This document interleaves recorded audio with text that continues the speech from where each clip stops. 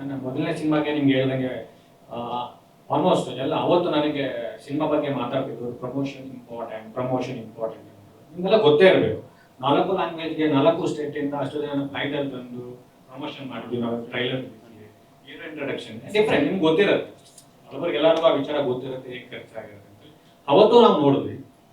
ಯಾವುದೇ ಸಿನಿಮಾ ಗೆಲ್ಬೇಕಂದ್ರೆ ಈಗ ನನಗೆ ಅರ್ಥ ಆಗಿರೋದು ಈ 5 ಸಿನಿಮಾದಲ್ಲಿ ಬಂಡವಾಳ ಇರೋದು.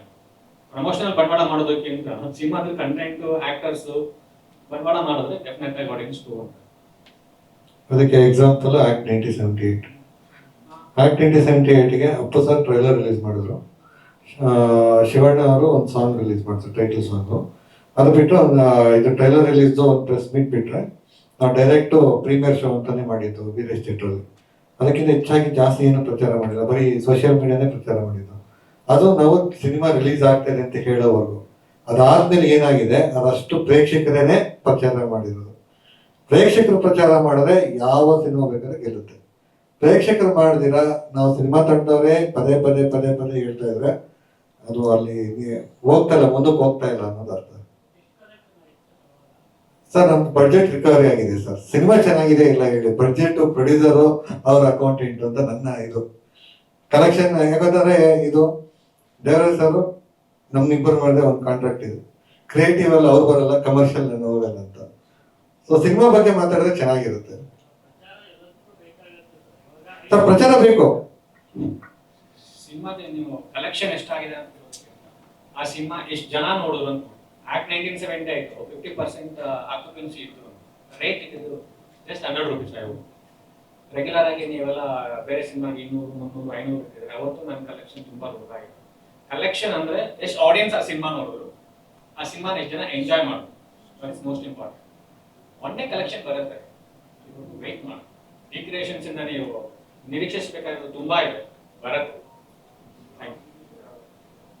ಪ್ರೀಮಿಯರ್ ಶೋ ನಾವು ನಾಳೆ ಮಾಡ್ತಾ ಇದೀವಿ ಸರ್. ಧಾರವಾಡ ಪ್ರೀಮಿಯರ್ ಶೋ ಇದೆ. ಇಲ್ಲಿ ಬೆಂಗಳೂರಲ್ಲಿ ಶುಕ್ರವಾರ ಬೆಳಗ್ಗೆ ಫಸ್ಟ್ ಡೇ ಫಸ್ಟ್ ಶೋ ನೋಡೋಣ ಅಂತ PVR ಕೋಣಗುಂಟೆ ಕ್ರಾಸ್ ಅಲ್ಲಿ ಶೋ ಪ್ಲಾನ್ ಮಾಡ್ತಾ ಇದ್ದೀನಿ. ಅದು ನನ್ನ ಆಯ್ಕೆ ಅದು. ಅದಕ್ಕೆ ನಿಮ್ಮನ್ನ ಎಲ್ಲರೂ ದಯವಿಟ್ಟು ಬನ್ನಿ ಅಂತ ರಿಕ್ವೆಸ್ಟ್ ಮಾಡ್ಕೊತಾ ಇದ್ದೀನಿ. ಇದು ಡಿಸ್ಟೆನ್ಸ್ ಅಂತ ಅದನ್ನ ಅವಾಯ್ಡ್ ಮಾಡಬೇಡಿ. ಮೆಟ್ರೋ ಇದೆ, ಇಲ್ಲ ಬೇರೆ ಏನಾದ್ರು ವ್ಯವಸ್ಥೆ ಮಾಡ್ಬೇಕಾದ್ರೆ ಅದನ್ನ ಪ್ಲಾನ್ ಮಾಡೋಣ. ಅಲ್ಲಿ ನನಗೆ ಈ ಬೆಂಗಳೂರಲ್ಲಿ ಮಲ್ಟಿಪ್ಲೆಕ್ಸ್ ಅಲ್ಲಿ ಐಮ್ಯಾಕ್ಸ್ ಸ್ಕ್ರೀನ್ ಅಂತ ಬಿಟ್ಬಿಟ್ರೆ ನನಗೆ ಊರ್ವಶಿ ತುಂಬಾ ಇಷ್ಟವಾದ ಥಿಯೇಟ್ರು. ಸೊ ಆ ಸ್ಕ್ರೀನು, ಆ ದೊಡ್ಡ ಹಾಲು, ಆ ಸೌಂಡು, ಇವೆಲ್ಲ ತುಂಬಾ ಇಷ್ಟ ನನಗೆ. ಸಿನಿಮಾನ ಅಂದ್ರೆ ಸಿಂಗಲ್ ಸ್ಕ್ರೀನ್ ಅಲ್ಲಿ ಎಂಜಾಯ್ ಮಾಡ್ಕೊಂಡು ಬಂದನು. ಆ ತರದ ಫೀಲ್ ಕೊಟ್ಟಿದ್ದು PVR ಕೋಣಗುಂಟೆ ಕ್ರಾಸ್ ಸ್ಕ್ರೀನ್ 5 ಸರ್. ತುಂಬಾ ಅದ್ಭುತವಾದ ದೊಡ್ಡ ಸ್ಕ್ರೀನ್ ಇದೆ. PXL ತುಂಬಾ ಚೆನ್ನಾಗಿದೆ. ಅಂದ್ರೆ ನಿಮ್ಗೆ ಸಿಂಗಲ್ ಥಿಯೇಟರ್ ಅಲ್ಲಿ ಏನ್ ಮಿಸ್ ಮಾಡ್ಕೊತಾ ಇದೀವಲ್ಲ ಬೆಂಗಳೂರಲ್ಲಿ, ಅದು ಅಲ್ಲಿ ಸಿಗುತ್ತೆ. ಸೊ ಆ ಕಾರಣಕ್ಕೆ ದಯವಿಟ್ಟು ಅಲ್ಲಿ ಬನ್ನಿ. ಅಂದ್ರೆ ಈ ಸಿನಿಮಾನ ಶೂಟ್ ಮಾಡೋವಾಗಲೂ ಅಷ್ಟೇ ನಾವು ಪರ್ಟಿಕ್ಯುಲರ್ ಆಗಿ ಅಲೆಕ್ಸಾ LF ಯೂಸ್ ಮಾಡಿದ್ವಿ, ಮಿನಿ LF ಲಾರ್ಜ್ ಫಾರ್ಮೇಟ್ ಅಂತಾನೆ. ಯಾಕೆ ಅಂತಾರೆ ನನ್ಗೆ ಆ ದೊಡ್ಡ ಸ್ಕ್ರೀನ್ಗೆ ವಿಜುವಲ್ಸ್ ಹಾಗೆ ಕೂರ್ಬೇಕು ಅಂತ.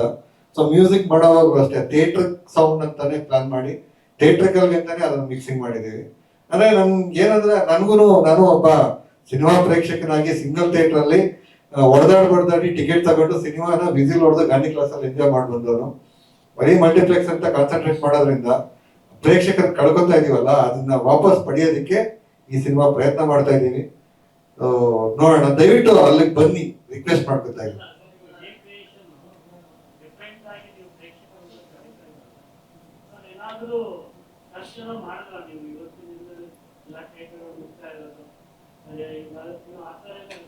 ಖಂಡಿತ ಮಾಡಿದೀನಿ ಸರ್, ಅದು ನನ್ನ ಪರ್ಸನಲ್ ಡಾಟಾದಲ್ಲಿ ಇದೆ.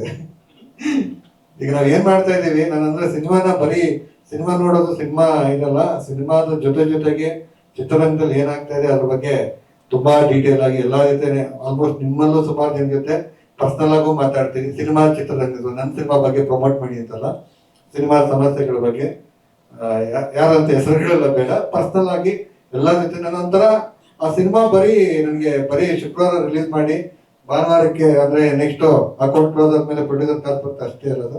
ಸಿನಿಮಾನೇ ಬದುಕು ಅಂತ ಬದುಕ್ತಾ ಇದೀವಿ. ಅದ್ರ ಬಗ್ಗೆ ಒಂದು ಕಾಳಜಿ ಇಟ್ಕೊಂಡಿದ್ದೀವಿ, ಅದ್ರ ಡೀಟೇಲ್ ರಿಸರ್ಚ್ ಎಲ್ಲ ಇಟ್ಕೊಂಡಿದ್ದೀವಿ, ಮೇಲೆ ಕೆಲಸ ಮಾಡ್ತಾ ಇದೀವಿ. ಬಟ್ ಏನಂತಾರೆ ಅವೆಲ್ಲ ನಮ್ಮ ಪರ್ಸನಲ್. ಈಗ ನನ್ನ ಹತ್ರ ಇಷ್ಟು ನಂಬರ್ ಇದೆ, ಇಷ್ಟು ರಿಸರ್ಚ್ ಇದೆ ಅನ್ನೋದು ಪ್ರೇಕ್ಷಕರಿಗೆ ಹೇಳೋದಕ್ಕಿಂತ ನಾವು ಈ ಸಿನಿಮಾ ಮಾಡಿದೀವಿ ನೋಡಿ, ನಿಮ್ ಸಿನಿಮಾ ಇಷ್ಟ ಆಗಿಲ್ವಾ ಅದನ್ನು ಹೇಳಿ, ಆವಾಗ ತಿಳ್ಕೊಳಕ್ಕಾಗತ್ತೆ. ಸಿನಿಮಾ ಇಷ್ಟ ಆಯ್ತಾ, ಇನ್ನೊಂದು 4 ಜನ ಕೇಳಿ. ಕನ್ನಡ ಸಿನಿಮಾಗಳು ಮುಂದುವರಿಯುತ್ತೆ. ನನ್ನ ಸಿನಿಮಾ ಗೆಲ್ಬೇಕು ಅನ್ನೋದು ನನಗೆ ಇಷ್ಟಪಡೋದು 3 ಕಾರಣಕ್ಕೆ. ಒಂದು, ನನಗೆ ಇನ್ನೊಂದು ಸಿನಿಮಾ ಸಿಗ್ಬೇಕು. ಎರಡನೇದು, ಪ್ರೊಡ್ಯೂಸರ್ ಹೊಡಿಬೇಕು. ಮೂರನೇದು, ನಾನು ಮಾಡ್ತಾ ಇರೋ ಸಿನಿಮಾ ಒಂದ್ ಸ್ವಲ್ಪ ಹೊಸ ಏನೋ ಟ್ರೈ ಮಾಡ್ತೀನಲ್ಲ, ಅದು ಹೊಸ ಸಿನಿಮಾ ಮಾಡೋಕೆ ಅದೊಂಥರ ಇನ್ನೊಂದು ಇನ್ಸ್ಪಿರೇಷನ್ ಆಗ್ಬೇಕು ಅನ್ನೋ 3 ಕಾರಣಕ್ಕೆ ಸಿನಿಮಾ ಮಾಡ್ತಾ ಇದೀವಿ. ಸೊ ಸಕ್ಸಸ್ ಏನಾಗುತ್ತೆ ನೋಡೋಣ.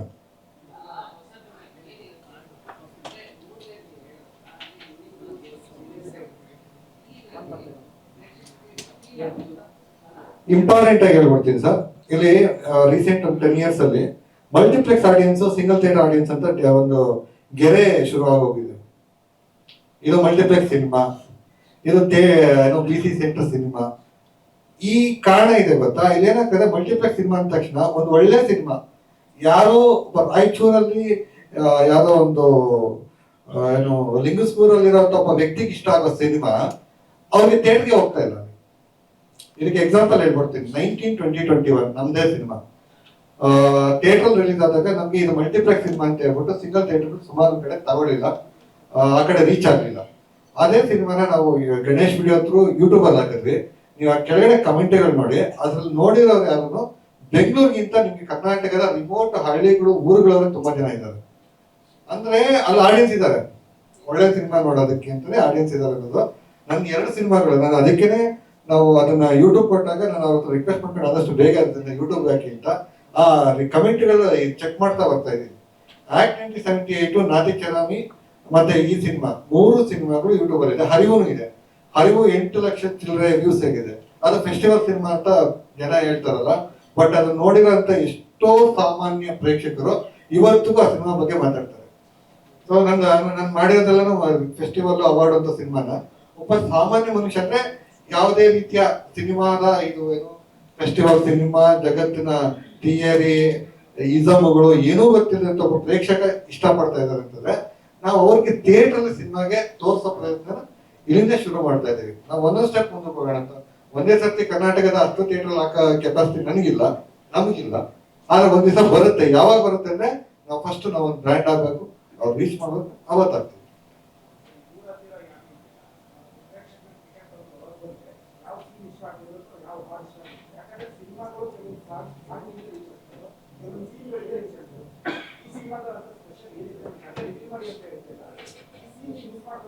ಸರ್ ಈಗ ಏನಾಗುತ್ತೆ ಗೊತ್ತಾ, ದೂರತಿರಾಯನ ಒಂದು ಲೈಫ್ ಅಲ್ಲೇ ನಡೆಯುವಂತ ಒಂದು ಎಕ್ಸ್ಪೀರಿಯನ್ಸ್ ನ ನಿಮ್ಗೆ ಕನೆಕ್ಟ್ ಮಾಡೋಂಥ ಸಿನಿಮಾ. ಇದನ್ನ ನಾನು ನಿಮ್ಗೆ ಈ ಸೀನ್ ಇಷ್ಟ ಆಗತ್ತೆ ಅಂತ ಹೇಳಕ್ ಬರಲ್ಲ. ಯಾಕಂತಾರೆ ನಾನು ನೋಡಿರೋ ಲೈಫ್ ಬೇರೆ, ನೀವು ನೋಡಿರೋ ಲೈಫ್ ಬೇರೆ. ಓಕೆ, ನಿಮ್ ಲೈಫ್ ಎಕ್ಸ್ಪೀರಿಯನ್ಸ್ ಬೇರೆ ಇರುತ್ತೆ, ನನ್ನ ಲೈಫ್ ಎಕ್ಸ್ಪೀರಿಯನ್ಸ್ ಬೇರೆ ಇರುತ್ತೆ, ಪ್ರಿಯಾಂಕಾ ಅವ್ರು ಬೇರೆ ಇರುತ್ತೆ, ದೇವರ ಸರ್ ಬೇರೆ ಇರುತ್ತೆ. ಬಟ್ ಎಲ್ಲರಿಗೂ ಕನೆಕ್ಟ್ ಆಗುವಂತ ಕೆಲವೊಂದು ಪಾಯಿಂಟ್ಸ್ ಇರುತ್ತೆ. ನಮ್ಮ ಸಿನಿಮಾದಲ್ಲಿ ಆ ತರದನ್ನ ಅಲ್ಲಲ್ಲಿ ನಾವು ಕಟ್ಟಿದೀವಿ. ನನ್ನ ಸಿನಿಮಾ ಪ್ರತಿ ಸಿನಿಮಾದಲ್ಲೂ ಆ ಥರದ್ದು ಏನೋ ಒಂದು ತಲಾಟೆ ಕೆಲಸ ಮಾಡಿರ್ತೀನಿ. ಸೊ ಈ ಸಿನಿಮಾದಲ್ಲೂ ಆ ತರದ ಲೇಯರ್ಸ್ ಇದಾವೆ. ಇದು ಲೇಯರ್ಸ್ ನನ್ನ ಸಿನಿಮಾದಲ್ಲಿ ಯಾವ್ದೋ ಒಂದು ಹಾಡು ಚೇತನ್ ಸರ್ ಇಷ್ಟ ಆಗ್ಬೋದು, ಇಲ್ಲಾಂದ್ರೆ ನಿಮ್ಗೆ ಯಾವ್ದೋ ಒಂದು ಸೀನ್ ಇಷ್ಟ ಆಗ್ಬೋದು, ಇಲ್ಲ ನೀವು ಹುಡುಗಿ ಜೊತೆ ಮಾತಾಡಿದ್ರೆ ಇನ್ಯಾವುದೋ ಒಂದು ಸಂಭಾಷಣೆ ಇಷ್ಟ ಆಗ್ಬೋದು. ಸೊ ಪ್ರತಿಯೊಬ್ಬರಿಗೂ ಕನೆಕ್ಟ್ ಆಗುವಂತ ಒಂದಲ್ಲ ಒಂದು ಪಾಯಿಂಟ್. ಯಾಕಂತಂದ್ರೆ ಈ ಸಿನಿಮಾದಲ್ಲಿರೋ ಸಬ್ಜೆಕ್ಟ್ ಬಂದ್ಬಿಟ್ಟು ಲವ್. ಅದು universal sir.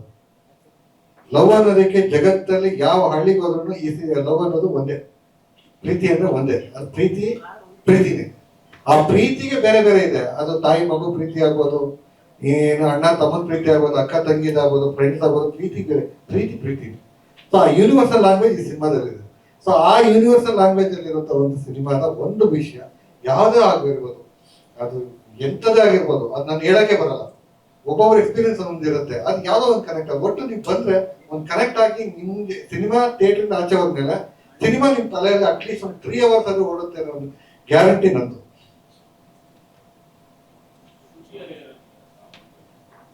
Yes sir, Shruti Hariharan madam ಇದರಲ್ಲಿ ಒಂದು ಸ್ಪೆಷಲ್ ಅಪಿಯರೆನ್ಸ್ ಅಲ್ಲಿ ಬಂದಿದ್ದಾರೆ.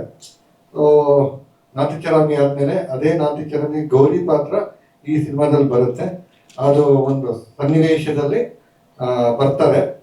ಸೊ ಇದು ನನ್ನ ಅವ್ರ ಜೊತೆ 2ನೇ ಸಿನಿಮಾ. ಸೊ ಅಷ್ಟೇ ಸರ್, ನಿಮ್ ಕತೆ ಹೇಳಕ್ಕಾಗಲ್ಲ. ಯಾಕೆ ಬಂದ್ರು, ಏನಕ್ಕೆ ಬಂದ್ರು, ಗೌರಿನೇ ಯಾಕೆ ಬಂದ್ರು ಅಂತಂದ್ರೆ ಅದು ಸಿನಿಮಾ ನೋಡಿದ ಮೇಲೆ ಬೇಕಾದ್ರೆ ಚರ್ಚೆಗೆ ಅಂತ ಕುತ್ಕೋಬಹುದು. ಈಗ ಯಾಕೆ ಬಂದ್ರು ಅಂತಂದ್ರೆ ಅದು ಬೇಕಿತ್ತು, ಬರ್ಬೇಕಾಗಿತ್ತು ಅಲ್ಲಿ. ಸೊ ಅದೊಂಥರ ಮನ್ಸೋರೆ ಯೂನಿವರ್ಸ್ ಹಚ್ಕೋಬಹುದು.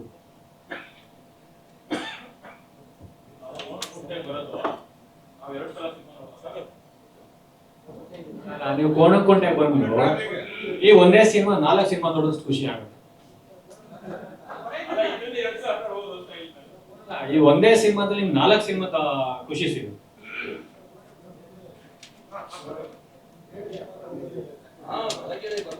ಒಂದು ಸಿನಿಮಾ ಮಾಡೋದಕ್ಕೆ ನಾವು 1 ವರ್ಷ ಕಷ್ಟ ಬಿಟ್ಟಿರ್ತೀವಿ. ಅಣ್ಣ, 2 hours ನೋಡೋದಕ್ಕೆ ಕಷ್ಟ ಬಿಟ್ಟಿದ್ದಾರೆ. ಅಣ್ಣ, ಈಗ ಪ್ರೊಡ್ಯೂಸರು ಡೈರೆಕ್ಟರ್ ಜೊತೆ ನೀವಂದ್ರೆ ಯಾರನ್ನ ಜೊತೆಗೆ ನಿಲ್ಬೇಕು? ಫಸ್ಟ್ ನಿಲ್ಬೇಕಾಗಿರೋದು ನೀವೇ ಅಲ್ವಾ? ಅದಕ್ಕೆ ಬನ್ನಿ, ಅದಕ್ಕೆ ಬಂದ್ಬಿಡಿ.